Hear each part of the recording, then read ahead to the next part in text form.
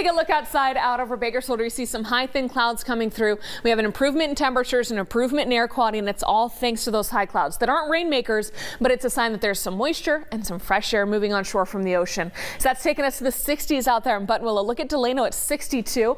Lebec is at 60, Tehachapi 63, some 50s in Pine Mountain Club and Frazier Park, and some low 70s in the Kern River Valley. So if you want to open those windows, you can let that happen. I know if you're like me, it feels like the house is really dusty and it's been shut up because we have so much smog and smoke, but this fresh air is pushing a lot of that out of the way, and it's all thanks to that low pressure system up to the north that pushes the clouds through. But again, these aren't rainmakers. All of that monsoonal moisture keeps getting pushed out of the way, so it's just a nice fresh flow of ocean air. And then that gets out of the way and high pressure starts building on shore, but this is such a quick mover that it's not really going to leave us too stagnant. It's going to get out of the way. A little bit of fresh air is still coming on shore end of the weekend, and then heading into early next week, watch that next low pressure system digging down. Now also not giving us any rain, but you see this light orange for California.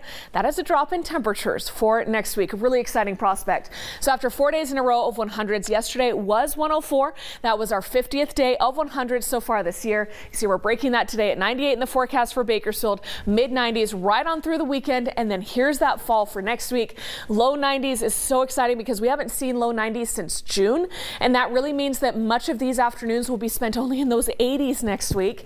Up in the Kern River Valley, you have mid 90s through Thursday, 93 on Friday. Look at Monday, 92. Tehachapi, some 80s across the board for you, falling heading into next week as well. But look at Frazier Park, 80s through the weekend, and possibility you could see some 70s next week.